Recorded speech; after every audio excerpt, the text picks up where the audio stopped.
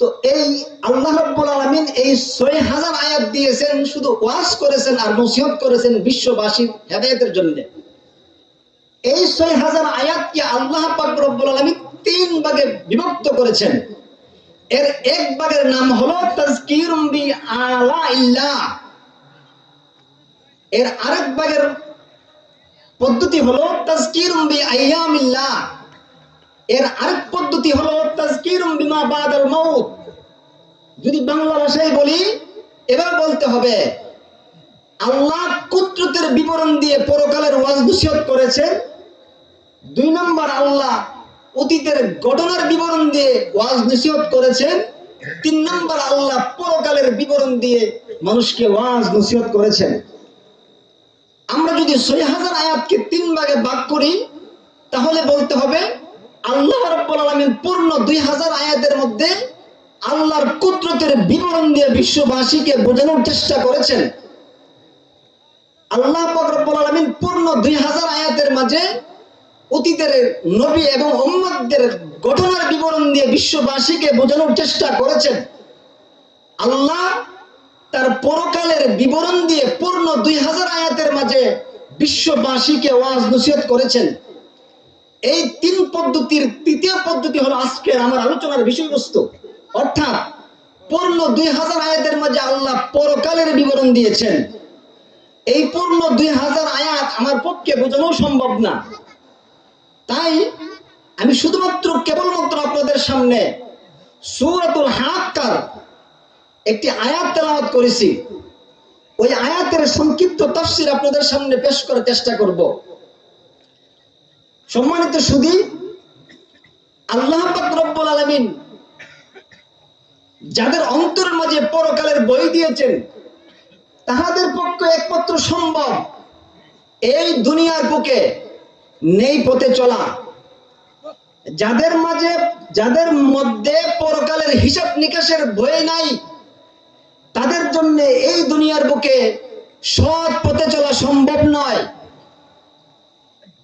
আল্লাহ যাদেরকে পরকালের হিসাবের ভয় যাদের অন্তরে আছে, এই কথাকে যারা বিশ্বাস করে একদিন আমাকে এই কবর মধ্যে শুইতে হবে, কাল হাসর মাঠে মহান মালিকের কাছে আমার কাঠগড়ায় তার কাঠগড়ায় আমাকে দাঁড়াতে হবে, এই হিসাবের বই যাদের অন্তরের মধ্যে আছে, একমাত্র তাদের পক্ষেই সম্ভব এই দুনিয়াতে পাপাচার দুরাচার অনাচার থেকে বেঁচে থাকা। আর যাদের অন্তরের মাঝে এই ভয় নাই, তাদের পক্ষে দুনিয়ার বুকে এই অনাচার দুরাচার পাপাচার থেকে বাঁচা সম্ভব নয়। আল্লাহ পাক রব্বুল আলামিনের কাছে আমাদের সকলকে উপস্থিত হতে হবে। এই মর্মে আল্লাহ রাব্বুল আলামিন সূরাতুল মাআরিজের আল্লাহ পাক রব্বুল আলামিন সূরা মরিয়মের 93 নম্বর আয়াতে বলেন, ইন কুল্লু মান ফিস সামাওয়াতি ওয়াল আরদি ইল্লা আতির রহমানি আবদা। কাল হাসরের মাঠে সকলকে মহান মালিকের কাছে গোলাম হয়ে দাস হয়ে উপস্থিত হতে হবে।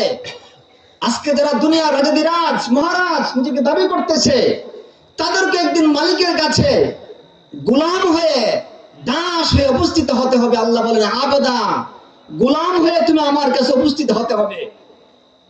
এই দুনিয়ার মাঝে কোন ব্যক্তি যদি বলে এত কোটি কোটি মানুষের মাঝে মহান মালিক আমাকে কোথায় খুঁজে পাবে, আমি হয়তো ফাঁক ফুকুর দিয়ে বেঁচে যাব, আল্লাহ পাক রব্বুল আলামিন সেই প্রশ্নের অগ্রিম জবাব দিয়ে দিয়েছেন সূরা মরিয়মের 94 নম্বর আয়াতের মধ্যে। আল্লাহ বলেন, লাকাদ আহসাহুম ওয়া আদ্দাহুম আদ্দা। ও দুনিয়াবাসীরা শুনো, তোমাদের প্রত্যেককে আমি আল্লাহ যেইভাবে হিসাব করে রাখলে পরে তোমরা আমার গণনা থেকে তোমরা বাদ পড়বে না, প্রত্যেক নারী পুরুষকে আমি আল্লাহ সেইভাবে ক্যালকুলেশন করে রেখেছি। আমি আল্লাহর গণনা থেকে তোমরা কেউ বাদ পড়বে না, সকলে আমার গণনার পরিসংখ্যার ভিতরে তোমরা আছো। অতএব আজকের উপস্থিত অনুপস্থিত যারা লাউড স্পিকার আওয়াজ পৌঁছতেছে, আমি তাদের পর্যন্ত আহ্বান করছি, একদিন আমাকে আপনাকে মহান মালিকের দরবারে গোলামের মতো উপস্থিত হতে হবে। সুতরাং আজকে যারা দুনিয়ার বাহাদুরি প্রকাশ করছেন, ক্ষমতার বাহাদুরি প্রকাশ করছেন, অর্থ করে জনজনে আপনার কারণে এলাকায় মানুষ থাকতে পারছে না, মনে রাখুন আপনাকেও একদিন এই জায়গায় শুইতে হবে, মহান মালিকের কাছে গোলাম আর দাস হয়ে উপস্থিত হতে হবে। যারা আমাকে চিনেন জানেন, তারা অবশ্যই জানেন আমার আলোচনার বিষয়বস্তু থাকে মাযহাব কি ও কেন, অর্থাৎ মাযহাবের বিষয়ে।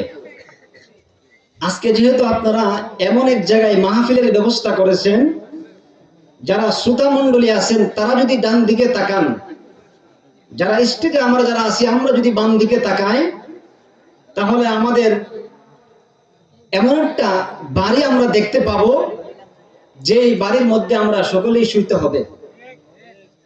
পৃথিবীর মধ্যে সমস্ত মানুষের মাঝে কোনো না কোনো মতানৈক্য থাকে, একটা মাত্র বিষয় আছে যে বিষয়ের মাঝে কোনো মানুষের মতানৈক্য নাই। এমনকি এই পৃথিবীতে কিছু নাস্তিক আছে যারা পরকাল বিশ্বাস করে না, হাসর নাসর বিশ্বাস করে না, আল্লাহ রসুল বলে কোনো কিছু বিশ্বাস করে না।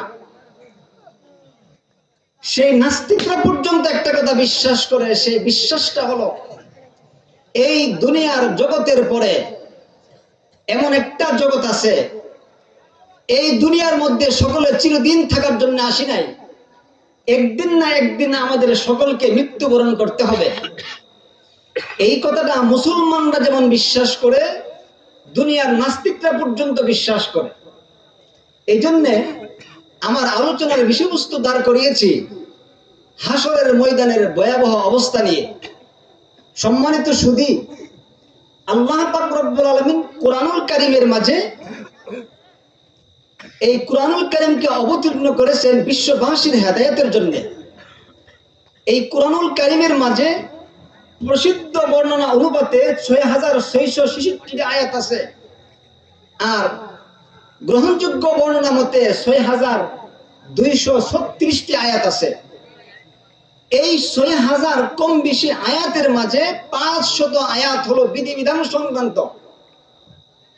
কোন কাজ হালাল, কোন কাজ হারাম, কোন কাজ জায়েজ আর কোন কাজ না জায়েজ, কোন কাজ বৈধ আর কোন কাজ অবৈধ, কোন কাজ করণীয় আর কোন কাজ বর্জনীয়, এই সম্পর্কে আল্লাহ পাক রব্বুল আলামিন ৬০০০ আয়াতের মাঝে মাত্র ৫০০ আয়াতের মধ্যে শুধুমাত্র কেবলমাত্র বিধিবিধান দিয়েছেন। আর বাকি রইল ৫২৩৬ কিংবা ৬১৬৬। আমরা ধরে নিলাম বাকি রইল ৬০০০ আয়াত। সেই ৬০০০ আয়াতের মধ্যে আল্লাহ পাক রব্বুল আলামিন বিশ্ববাসীদেরকে শুধুমাত্র ওয়াজ করেছেন আর নসিহত করেছেন। যেবার যারা বলেন এত ওয়াজ কেন, তাদের জন্য এতটুকু যথেষ্ট। আল্লাহ মাত্র ৫০০০ আয়াতের মধ্যে বিধিবিধান দিয়েছেন, আর বাকি ৬০০০ আয়াতের মধ্যে আল্লাহ পুরা পৃথিবীবাসীকে ওয়াজ করেছেন। এবার বুঝে থাকলে একটু দয়া করে বলুন। এগুলো তোমরা ঠিক করো না, যাও না। যারা আশপাশে দাঁড়িয়ে আছেন, ভলান্টিয়ার বাইরে যেভাবে বলে সেভাবে শুনেন। তো এই আল্লাহ রাব্বুল আলামিন এই ৬০০০ আয়াত দিয়েছেন, শুধু ওয়াজ করেছেন আর নসিহত করেছেন বিশ্ববাসীর হেদায়েতের জন্য। এই ৬০০০ আয়াতকে আল্লাহ পাক রব্বুল আলামিন ৩ ভাগে বিভক্ত করেছেন। এর এক ভাগের নাম হলো তাযকিরুম বি আলাইল্লাহ,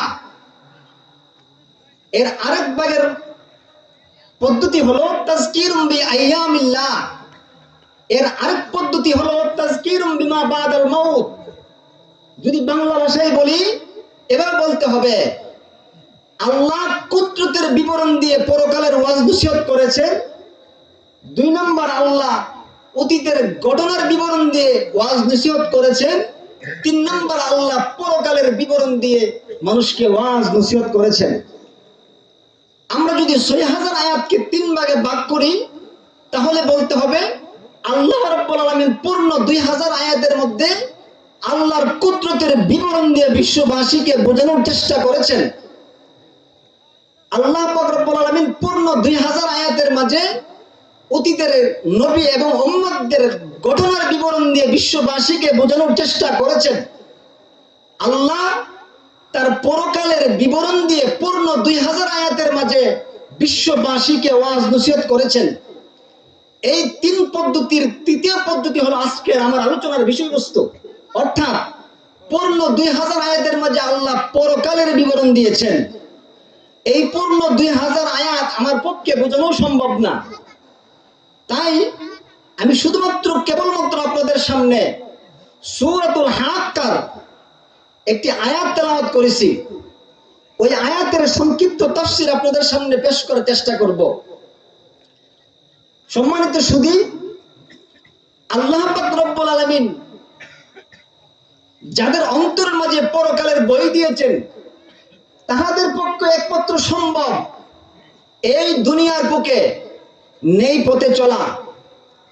যাদের মধ্যে পরকালের হিসাব নিকাশের বই নাই, তাদের জন্য এই দুনিয়ার বুকে সৎ পথে চলা সম্ভব নয়। আল্লাহ যাদেরকে পরকালের হিসাবের বই যাদের অন্তরে আছে, এই কথাকে যারা বিশ্বাস করে, একদিন আমাকে এই কবর মধ্যে শুইতে হবে, কাল হাসর মাঠে মহান মালিকের কাছে আমার কাঠগড়ায় তার কাঠগড়ায় আমাকে দাঁড়াতে হবে, এই হিসাবের বই যাদের অন্তরের মধ্যে আছে, একমাত্র তাদের পক্ষেই সম্ভব এই দুনিয়াতে পাপাচার দুরাচার অনাচার থেকে বেঁচে থাকা। আর যাদের অন্তরের মাঝে এই ভয় নাই, তাদের পক্ষে দুনিয়ার বুকে এই অনাচার দুরাচার পাপাচার থেকে বাঁচা সম্ভব নয়। আল্লাহ পাক রব্বুল আলামিনের কাছে আমাদের সকলকে উপস্থিত হতে হবে।